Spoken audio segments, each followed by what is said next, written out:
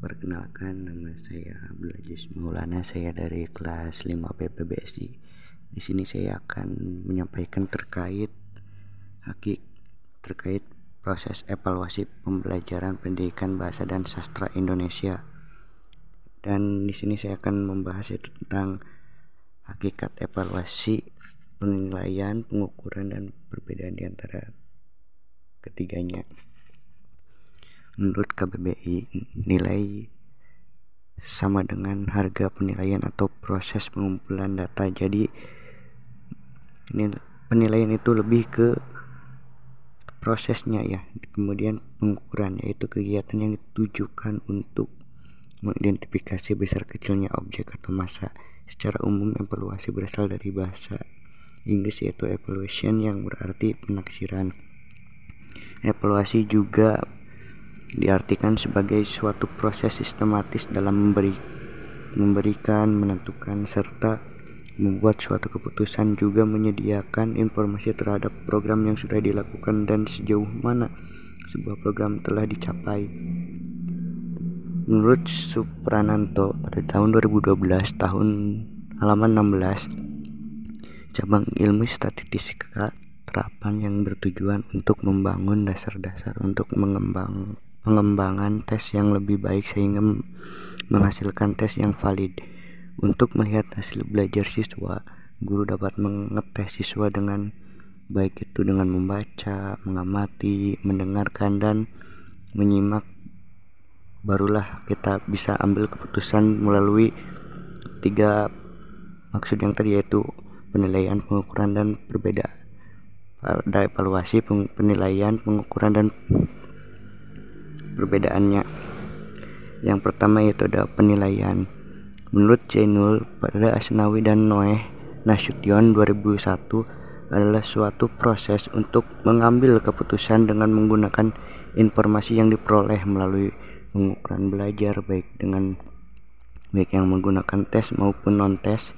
Depdiknas menjelaskan bahwa evaluasi dapat diidentifikasi sebagai proses yang sistematis dalam menentukan tujuan instruksional yang dicapai oleh siswa ataupun mahasiswa. Perbedaan evaluasi dan penilaian hanya berbeda dalam ruang lingkupnya saja. Ruang lingkup sempit hanya pada salah satu komponen seperti hasil belajar atau prestasi belajar peserta didik. Pelaksanaan penilaian hanya dilakukan oleh guru saja. Jadi kalau penilaian itu hanya dilakukan oleh guru saja. Sedangkan kalau evaluasi dalam suatu sistem, contohnya evaluasi sistem pendidikan, kurikulum, sistem pembelajaran, dilakukan oleh pihak internal ataupun pihak eksternalnya. Adapun pembahasan yang kedua yaitu tentang lingkup penilaian dan tujuan penilaian. Menurut Kuntarto dan Gusrina, penilaian merupakan proses pengumpulan data dan informasi sesuai dengan tujuan yang ingin dicapai agar dapat dilakukan keputusan mengenai suatu objek. Penilaian juga meliputi beberapa aspek. Yang pertama adalah penilaian sikap. Penilaian sikap merupakan penilaian perilaku peserta didik dalam proses pembelajaran, entah itu dari ekstrakurikulernya, baik pada sikap spiritual ataupun sosialnya. Adapun indikator penilaian sikap spiritual yaitu tentang ketaatan yang beribadah, perilaku syukur, berdoa sebelum dan sesudah melaksanakan kegiatan, dan toleransi dalam ibadah. Penilaian sikap sosial: jujur, disiplin, bertanggung jawab, santun, peduli, dan percaya diri. Adapun teknik dan instrumen sikap, yang pertama adalah penilaian utama dan yang kedua yaitu ada penilaian penunjang. Maksud dari penilaian utama itu sendiri adalah teknik penilaian observasi dari guru ke peserta didik. Adapun juga tentang penilaian penunjang yaitu penilaian diri dan antar teman atau meminta temannya untuk menilai. Yang ketiga yaitu ada perencanaan penilaian sikap. Dengan melakukan perencanaannya, guru dapat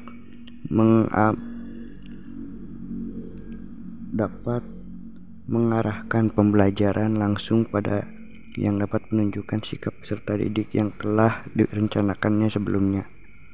Yang keempat, pelaksanaan penilaian sikap, yaitu ada mengamati perilaku. Yang pertama yaitu mengamati perilaku, yang kedua melakukan pencatatan perilaku, dan yang ketiga menindaklanjuti hasil dari pengamatan perilaku. Yang kelima yaitu ada pengolahan berakhir dengan bentuk deskripsi nilai sikap peserta didik.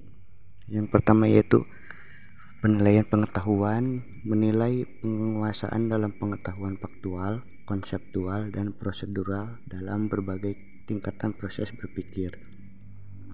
Untuk mengetahui kesulitan siswanya, yaitu tujuan utamanya. Yang kedua ada teknik dan instrumen penilaian pengetahuan. Yang pertama ada tes tulis, yang kedua tes lisan, dan yang terakhir itu ada penugasan. Perencanaan penilaian pengetahuan memiliki 3M, yaitu yang pertama mengingat, yang kedua memahami, yang ketiga mengaplikasikan, yang keempat menganalisis, yang kelima mengevaluasi, dan yang terakhir itu adalah mencipta. Pelaksanaannya kemudian ada pengolahan penilaian. Pengolahan penilaian berakhir dalam bentuk angka, predikat, dan deskripsi diolah dari penilaian harian, penilaian tengah semester, penilaian akhir semester. Adapun penilaian keterampilan, yang pertama yaitu mengetahui penguasaan pengetahuan siswa, dan yang kedua yaitu mengenal dan menyelesaikan masalah dalam kehidupan. Teknik dan instrumen penilaian keterampilan, yang pertama yaitu penilaian kerja, yang kedua penilaian proyek, yang ketiga penilaian portofolio, yang sampai 3 ya. Selanjutnya ada perencanaannya, yaitu muatan pekerjaan, yang kedua penentuan KKM. Pelaksanaannya yaitu pengolahannya saja. Tujuan dari penilaian itu sendiri menurut Dekdikbud dalam Jihad tahun 2012 halaman 63. Tujuan penilaian adalah untuk mengetahui kemajuan belajar siswa, untuk perbaikan dan peningkatan kegiatan belajar siswa, serta sekaligus memberi umpan balik atau feedback bagi perbaikan pelaksanaan kegiatan belajar itu sendiri. Lanjut ke materi selanjutnya, itu ada prinsip-prinsip penilaian. Prinsip-prinsip penilaian merupakan konsep dasar yang menjadi pedoman bagi penilai ketika melaksanakan kegiatan penilaian. Ada 5 prinsip penilaian dalam pembelajaran. Yang pertama yaitu berorientasi pada pencapaian kompetensi. Penilaian yang Anda lakukan harus berfungsi untuk mengukur ketercapaian siswa dalam pencapaian kompetensi seperti yang telah ditetapkan dalam kurikulum tersebut. Kemudian ada valid atau mengukur apa yang seharusnya diukur.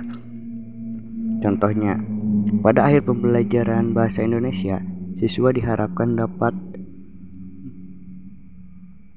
menganalisis terkait cerpen yang baik dan benar. Untuk mencapai kompetensi tersebut, guru tidak dapat menilai hanya dengan tes tulis. Jika hanya itu yang dilakukan, maka hanya akan mendapat mengukur pengetahuan siswa tentang cerpen tersebut. Yang ketiga yaitu adil. Jadi dalam melakukan penilaian, seorang guru harus bisa, penilaiannya yang dilakukan itu harus adil kepada siswa-siswanya. Yang keempat yaitu ada prinsip penilaian objektif. Dalam menilai hasil belajar siswa, seorang guru harus dapat menjaga objektivitas proses dan hasil penilaiannya. Yang kelima yaitu berkesinambungan. Penilaian yang dilaksanakan harus terencana, bertahap, teratur, dan kontinuitas atau berkelanjutan, berkesinambungan untuk memperoleh informasi hasil belajar dan perkembangan belajar siswa tersebut. Lanjut ke materi berikutnya, yaitu tentang bentuk penilaian hasil belajar dan kegunaannya. Bentuk penilaian dijelaskan dalam Permendikbud nomor 23 tahun 2016 adalah: 1. Penilaian oleh pendidik bertujuan untuk mengetahui ketercapaian tujuan pembelajaran. Yang kedua yaitu ada penilaian oleh satuan pendidikan dapat berupa ujian sekolah digunakan untuk menentukan kelulusan sekolah, memanfaatkannya untuk memperbaiki mutu pendidikan. Dan yang ketiga itu penilaian oleh pemerintah dapat berupa ujian nasional, bertujuan untuk pertimbangan seleksi peserta didik ke jenjang berikutnya.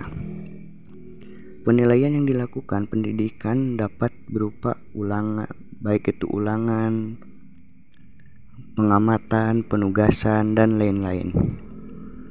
Bentuk penilaian dalam Permendikbud nomor 104 tahun 2014 hanya penilaian yang dilakukan pendidik. Yang pertama yaitu ada penilaian otentik observasi atau pengamatan. Pemberian tugas ke lapangan, entah itu portofolio, proyek, produk, jurnal, pemberian tugas di laboratorium, unjuk kerja, serta penilaian diri. Dan yang keduanya itu ada non-autentik. Pemberian soal meliputi tes, ujian, dan lain-lain. Kegunaannya tidak lain oleh pendidik untuk mengukur dan mengetahui pencapaian kompetensi peserta didik, baik memperbaiki proses pembelajaran. Dan yang terakhir yaitu menyusun laporan kemajuan hasil belajar, entah itu ulangan harian, tengah semester, akhir semester, dan akhir tahun. Selanjutnya yaitu ada teknik-teknik penilaian. Yang pertama, teknik penilaian melalui tes, yakni tes yang soal-soalnya harus dijawab siswa dengan memberikan jawaban tertulis. Teknik penilaian melalui tes dibagi menjadi dua, yaitu tes dan non-tes. Yang pertama yaitu ada tes tulis. Tes tulis dibagi menjadi dua, yaitu ada tes objektif dan juga tes uraian. Kalau tes objektif itu lebih ke tentang pilihan ganda ataupun bentuk menjodohkan. Yang kedua yaitu tes uraian. Tes uraian juga terbagi lagi menjadi dua, yaitu uraian objektif dan juga uraian non objektif. Yang kedua tes lisan, yakni pelaksanaannya dilakukan dengan mengadakan tanya jawab secara langsung, semisal seperti ada diskusi dalam kelompok, entah itu ada yang presentasi kemudian dijawab. Yang terakhir yaitu tes perbuatan, yakni yang penugasannya dengan perbuatan atau penampilan dari siswa tersebut. Dan yang kedua itu teknik penilaian melalui observasi atau pengamatan. Suatu pengamatan langsung terhadap siswa dengan memperhatikan tingkah lakunya.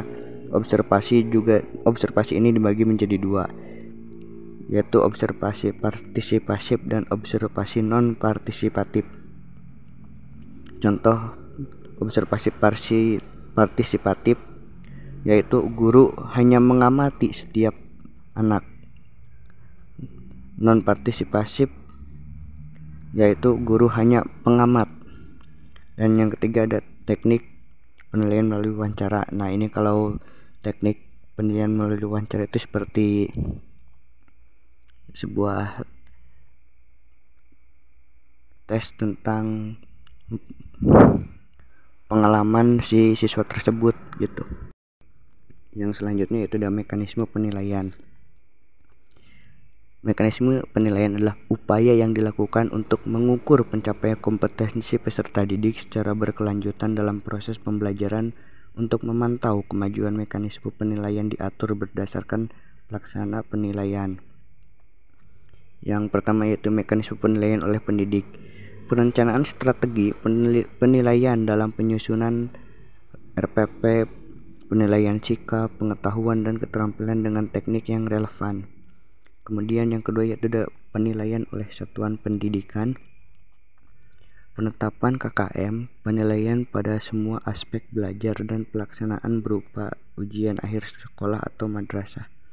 Kemudian penetapan laporan hasil penilaian dan kenaikan kelas ataupun kelulusan peserta didik. Yang ketiga yaitu ada penilaian oleh pemerintah.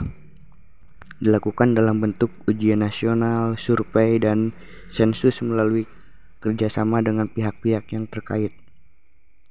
Yang terakhir itu perencanaannya, itu yang pertama perancangan penilaian, yang kedua pelaksanaan penilaian, analisis hasil penilaian, tindak lanjut hasil penilaian, dan yang terakhir yaitu pelaporan hasil penilaiannya. Dan materi selanjutnya yaitu ada prosedur penilaian. Menurut Permendikbud pada nomor 21 tahun 2021, prosedur penilaian hasil belajar peserta didik meliputi: yang pertama yaitu perumusan tujuan pembelajaran, yang kedua pemilihan dan atau pengembangan instrumen penilaian, yang ketiga pelaksanaan penilaian, yang keempat pengolahan hasil penilaian dan pelaporan hasil penilaian. Perumusan tujuan penilaian itu sendiri memperhatikan keselarasan dengan tujuan pembelajaran yang merujuk pada kurikulum yang digunakan satuan pendidikan yang ada di sekolah tersebut. Kemudian yang kedua yaitu mempertimbangkan karakteristik kebutuhan peserta didik berdasarkan rencana penilaian yang termuat dalam perencanaan pembelajarannya. Yang ketiga yaitu pelaksanaan penilaian bisa dilakukan sebelum, pada saat, dan sesudah pembelajaran. Yang keempat, pengolahan hasil penilaian dilakukan dengan menganalisis secara kuantitatif atau kualitatif terhadap data hasil pelaksanaan penilaian yang berupa angka atau deskripsi. Dan yang terakhir yaitu ada pelaporan hasil penilaian. Yang pertama bisa dituangkan dalam laporan belajar, bisa disusun berdasarkan pengolahan hasil penilaian, bisa juga paling sedikit memuat informasi mengenai pencapaian hasil belajar, laporan untuk PAUD mengenai pertumbuhan dan perkembangan anak, dan yang terakhir tertuang dalam rapor atau bentuk hasil penilaian lainnya. Selanjutnya ada instrumen penilaian, adalah alat yang digunakan untuk melakukan penilaian sehingga dapat terkumpul data dari kompetensi yang dinilai. Yang pertama, penilaian oleh pendidik meliputi tes, pengamatan, penugasan, praktik, dan yang lainnya. Yang kedua yaitu penilaian satuan pendidik meliputi ujian akhir semester. Dan yang terakhir yaitu penilaian oleh pemerintah meliputi ujian nasional. Ketentuan instrumen penilaian pada Permendikbud nomor 104 tahun 2018 hanya instrumen penilaian yang digunakan pendidik dibagi menjadi 3. Yang pertama yaitu instrumen penilaian sikap, harus memuat materi. Yang kedua ada instrumen penilaian pengetahuan, harus memuat materi, konstruksi, dan bahasa. Dan yang terakhir yaitu keterampilan, harus memuat materi dan konstruksi. Bentuk instrumen penilaian dan penskoran. Instrumen tes yaitu ada pertanyaan lisan, pilihan ganda, uraian objektif, uraian bebas, jawaban singkat, menjodohkan, portofolio, unjuk kerja. Instrumen non tes berupa angket, inventory, dan pengamatan. Langkah-langkah pelaksanaan penilaian dan pengelolaan dan pemanfaatan hasil penilaian serta pelaporannya.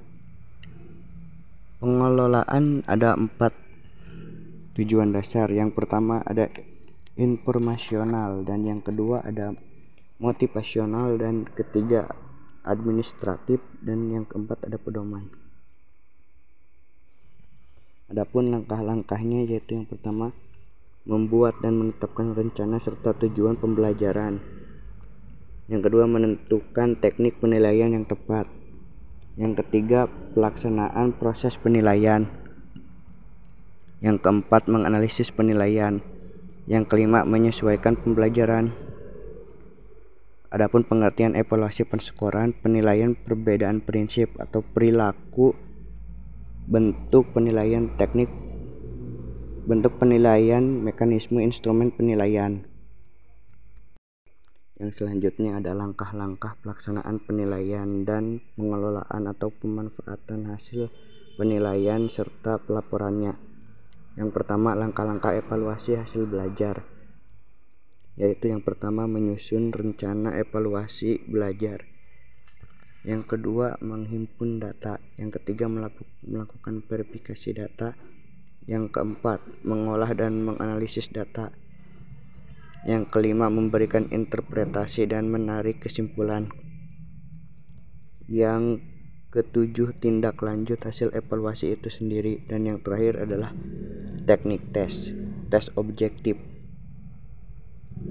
Dari beberapa pendapat para ahli di atas dapat disimpulkan bahwasannya pelaporan hasil evaluasi adalah suatu yang dilakukan untuk menentukan hasil akhir dari proses pembelajaran agar kita bisa tahu sejauh mana peningkatan siswa tersebut di dalam pembelajaran.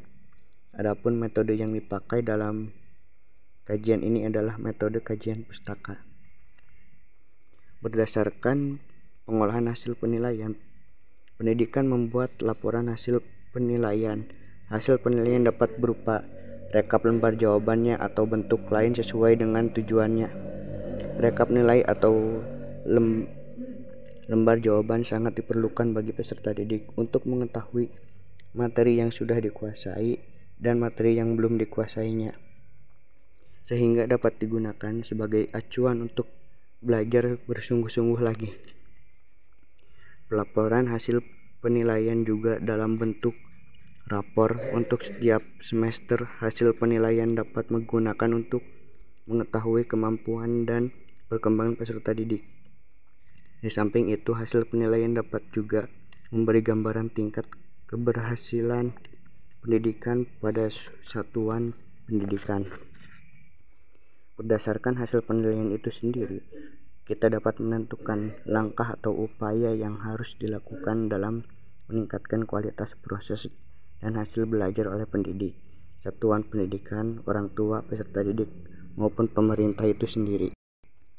Dan materi terakhir yang akan disampaikan oleh saya yaitu terkait materi PAP dan PAN.